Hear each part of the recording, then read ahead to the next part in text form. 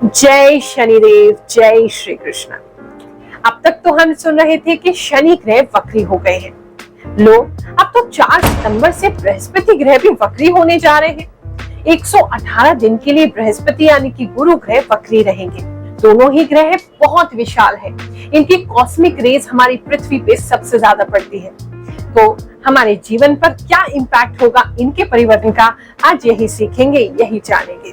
तो चलिए शुरू करते हैं।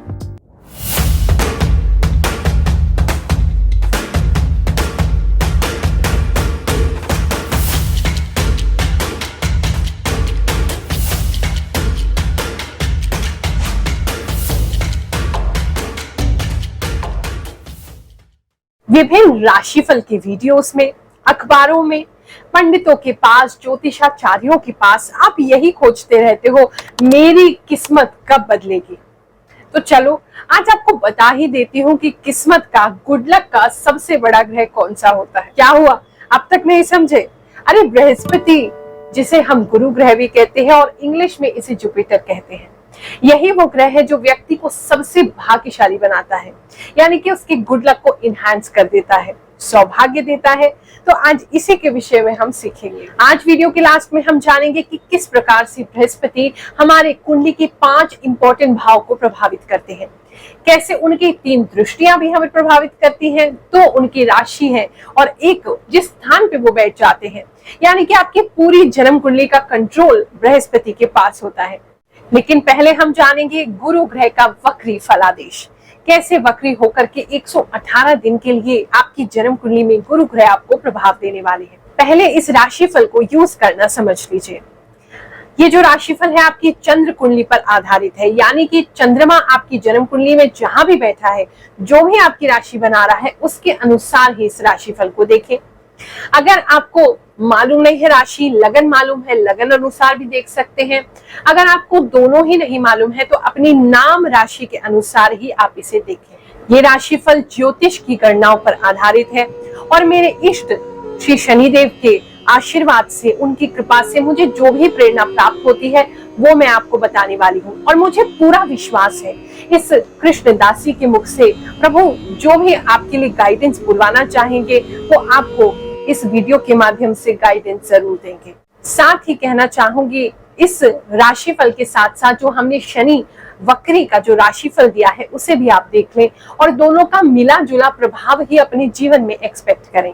अगर आपकी कोई ग्रह दशा बहुत खराब चल रही है, आप बहुत समय से परेशान हैं, कोई भी राशिफल आपको देखने के बाद सटीक बैठ ही नहीं रहा, आप चिंता मत करिए, आपकी गुरु माँ हमेशा आपके साथ है।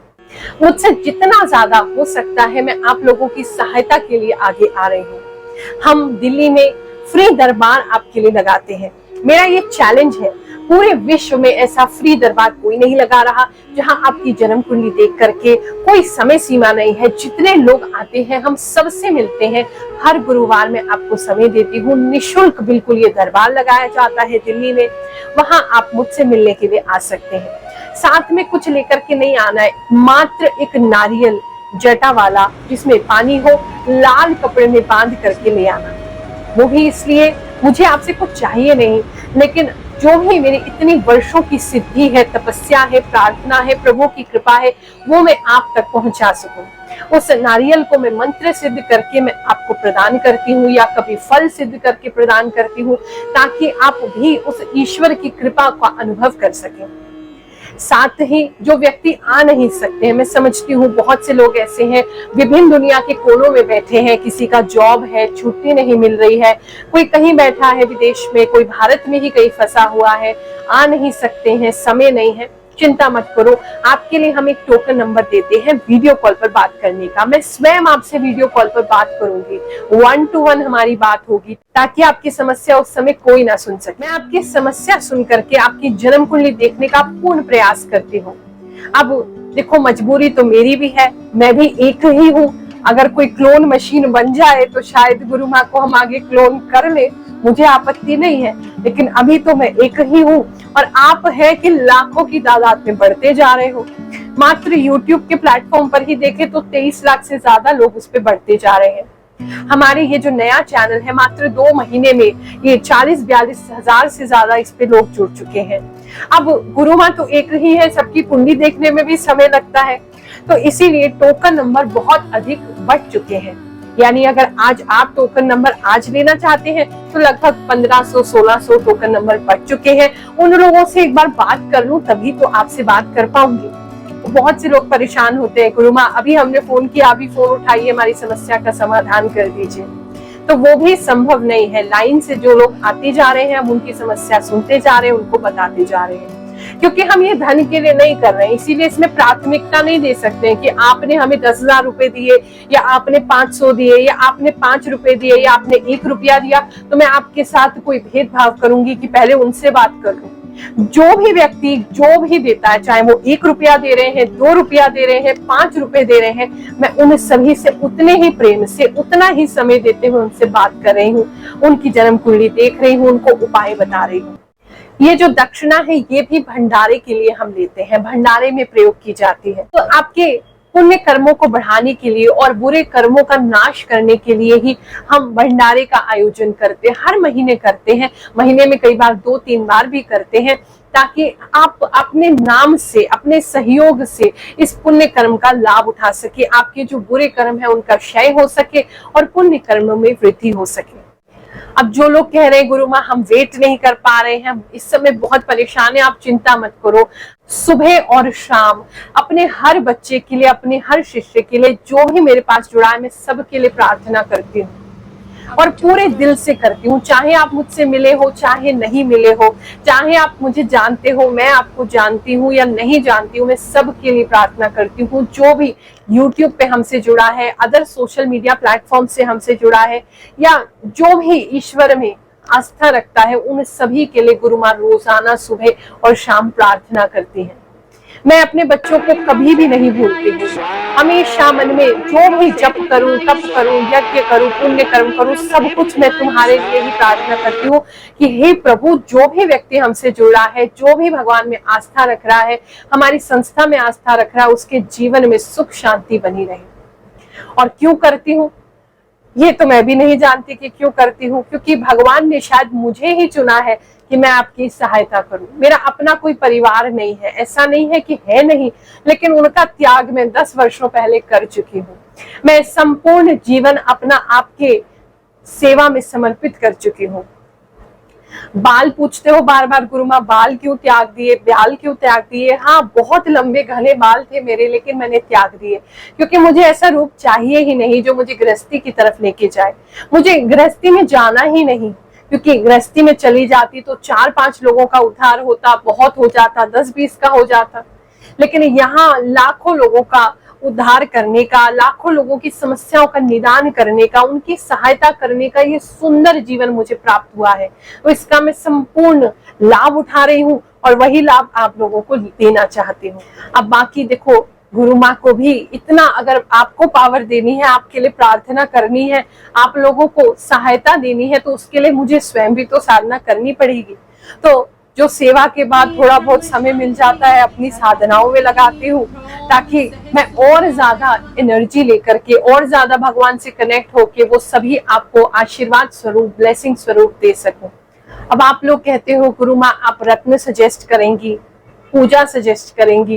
देखो, पूजा तो जो आप कर सकते हो, मैं पूरा विधि विधान आपको बता देती हूँ कि इस ग्रह की पूजा करो, ऐसे करो, इस उपाय को करने से लाभ जरूर होगा, और जो मानता है उसे लाभ भी जरूर होता है। कितने सारे वीडियोस आप हमारे चैनल पे देख सकते हैं, और भी नए वीडियोस डलते जा रहे हैं, जहां लोग अपने, जब उनके जीवन में परिवर्तन आता है तो आप लोगों के लिए वीडियो बना के भेजते हैं कि शायद उनके वीडियो देख के आपके जीवन में भी कुछ सुधार हो जाए। अब रत्न की बात करें, उपाय में बिल्कुल रत्न भी प्रयोग किए जाते हैं, लेकिन रत्न पेड़ पे तो उगते नहीं ना, क्या करूं? अगर पेड़ पे उगते तो सच कह रही हूँ, मैं तोड़ के तुम्हें दे देती। रत्न को अगर मंत्र सिद्ध करके धारण किया जाए तो लंबे समय तक जो हमारी समस्या है वो उसको ठीक कर देते हैं। तो इसीलिए रत्नों को मंत्र सिद्ध करके धारण करना कोई आज से नहीं, प्राचीन काल से, युगों युगों से चला आ रहा है। तो ये तो ट्राइड एंड टेस्टेड है, हम खुद भी करते हैं। और जिनके पास रत्न नहीं है वो भी चिंता ना करें, रत्न धारण नहीं कर सकते, धन की व्यवस्था नहीं हो रही, कोई बात नहीं, उन्हीं के लिए तो दरबार प्रारंभ किया है ताकि हम मंत्र सिद्ध करके आपको नारियल दे सके, आपको फल दे सके। उसके मंत्र सिद्धि से भी बहुत लाभ होता है। जब आप उसको ग्रहण करते हैं तो बहुत ही चमत्कारिक रूप से लाभ होते हैं, लेकिन वो लाभ लंबे समय तक टिक नहीं पाता।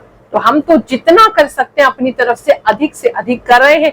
आप लोग भी सहयोग करते जाइए ताकि ये जो सेवा है अनवरत चलती रहे, इसमें कोई विघ्न ना आए, किसी प्रकार की कोई हिंड्रेंस, कोई रुकावट ना हो। चलिए अब जानते हैं गुरु ग्रह कब वक्री होने वाले हैं। 4 सितंबर 2023 से 7:39 यानी 7:39 PM पर ये वक्री हो जाएंगे और दिसंबर 31 2023 यानी 31 दिसंबर 2023 सुबह 8:09 पर ये वापस से मार्गी हो जाएंगे।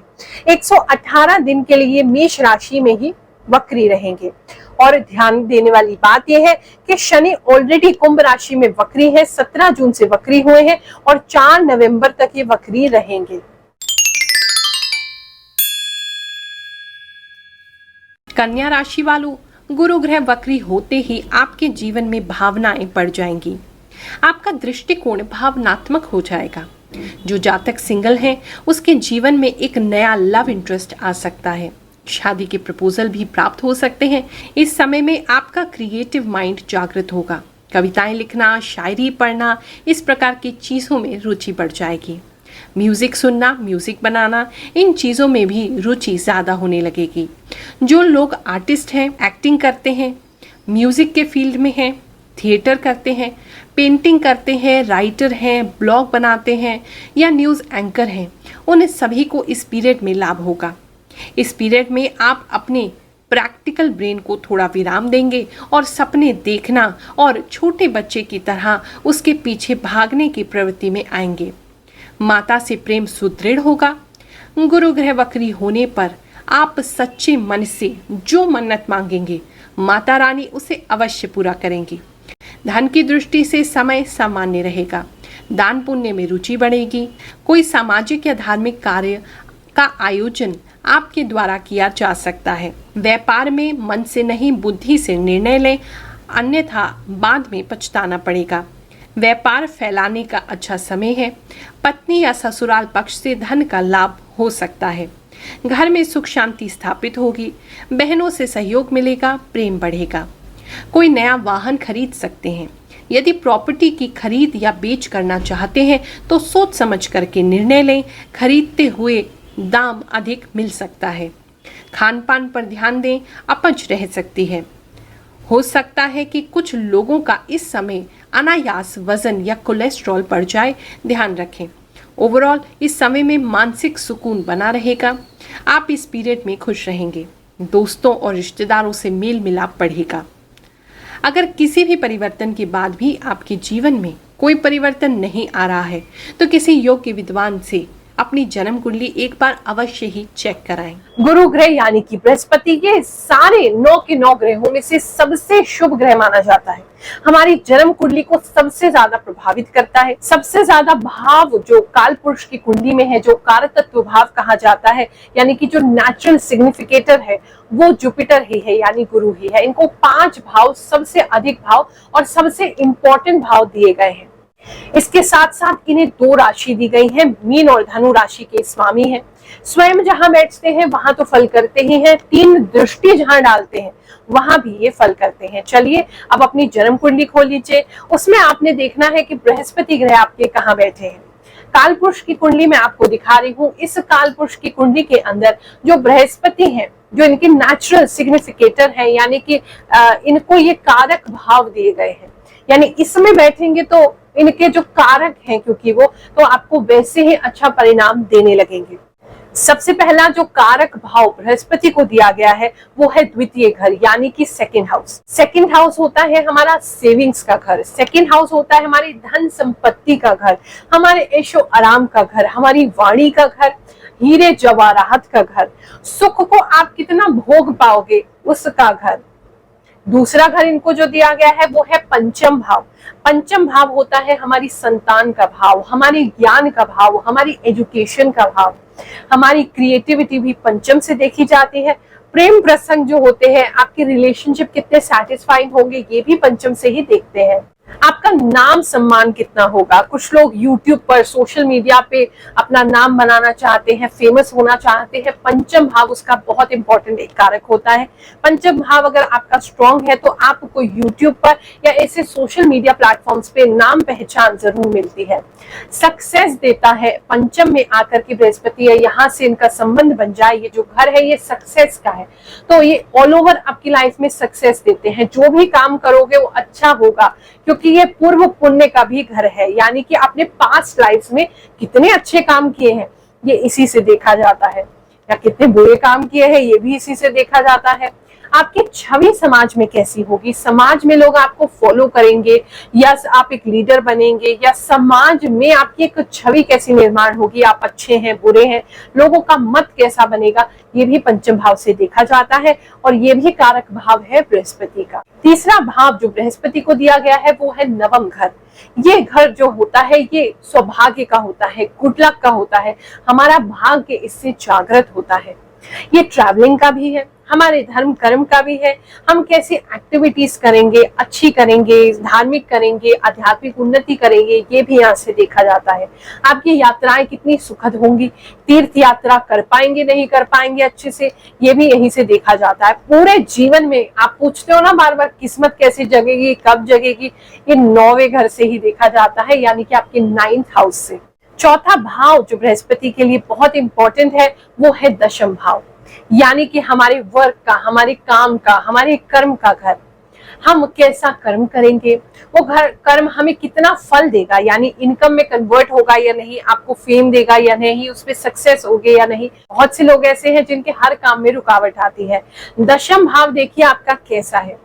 दशम भाव में अगर मजबूत होगा, बृहस्पति से प्रभावित होगा, तो आपको हमेशा ही सक्सेस अपने काम में मिलेगी। चाहे व्यापार कर लीजिए, चाहे नौकरी कर लीजिए। नौकरी करते हैं तो पदोन्नति होगी, बार बार प्रमोशन मिलेंगे, एक अच्छे स्टेटस वाली जॉब पर आप पहुंचेंगे।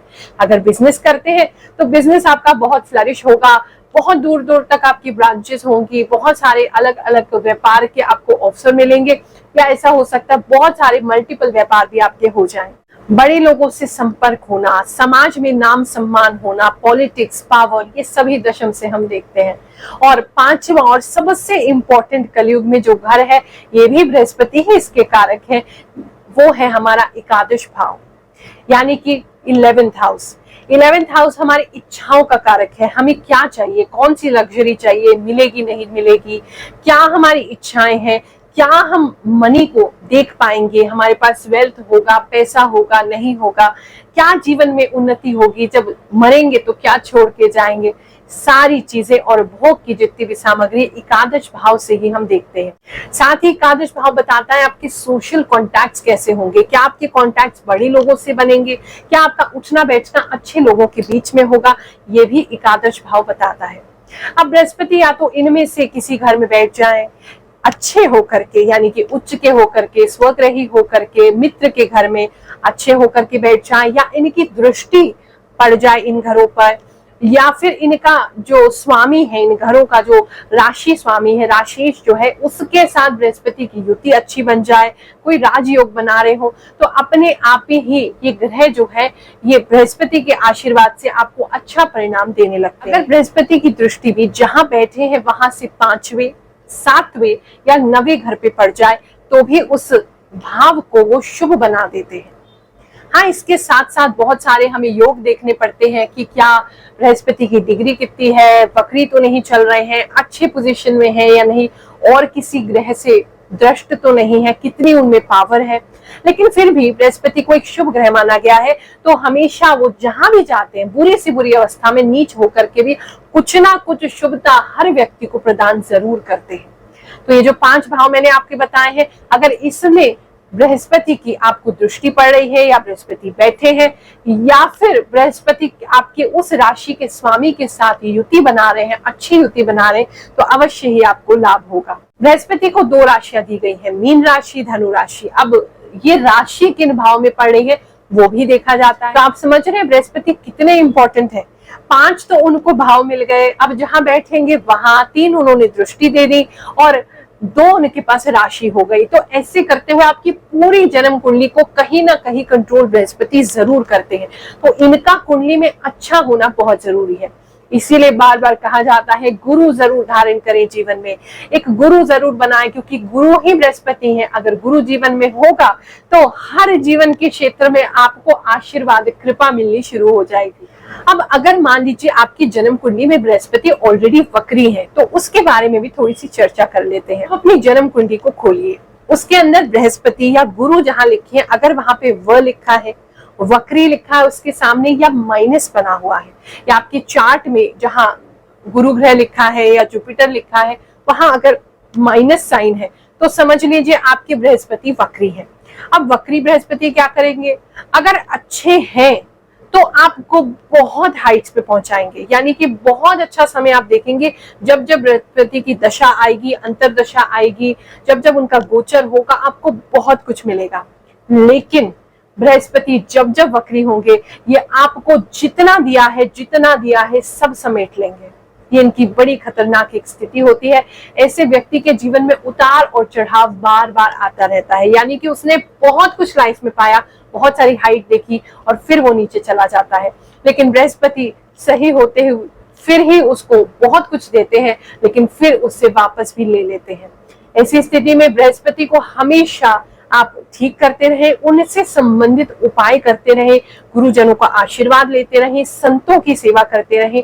बृहस्पति आपको कभी भी इतना उतार चढ़ाव फिर नहीं दिखाएंगे। इसके साथ साथ एक बहुत इंपॉर्टेंट सूत्र आपको बताती हूँ। वैसे तो ज्योतिष में लाखों को सूत्र हैं, लेकिन मैंने अपनी जन्म कुंडली के रीडिंग्स में ये देखा है, जब किसी व्यक्ति का सूर्य और चंद्र मजबूत होता है तो उसके जीवन में कितनी भी समस्या हो, व्यक्ति उन समस्याओं, चुनौतियों से घबराता नहीं है और उनको ओवरकम कर ही लेता है। यानी कि सूर्य जो है हमारी लाइफ में विल पावर के कारक है, आत्मा के कारक है, आत्मविश्वास के कारक है।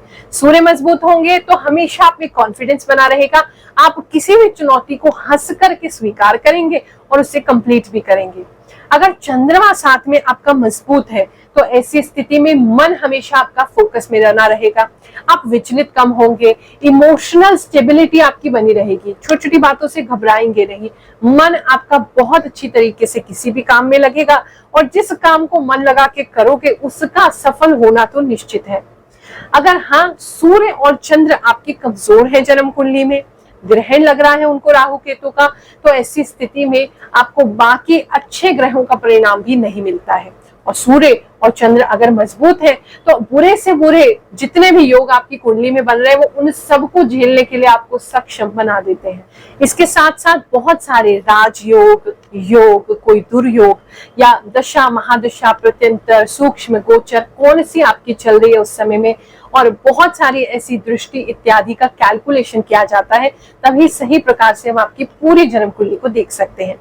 लेकिन फिर भी मैंने आपको काफी कुछ आज वक्री जुपिटर के बारे में और बृहस्पति के बारे में बताया है। इसको आप अपने जीवन में उतारें तो जरूर ही सफलता आपके कदम चूमेगी। हमारे चैनल से जुड़े रहिए, इसी प्रकार की अच्छी नॉलेज और आसान तरीके से आपकी जन्म कुंडली आपको पढ़ना मैं सिखाती रहूंगी। अगली बार आपसे मुलाकात होगी। आप सभी को आशीर्वाद देते हैं। जय शनिदेव, जय श्री कृष्ण।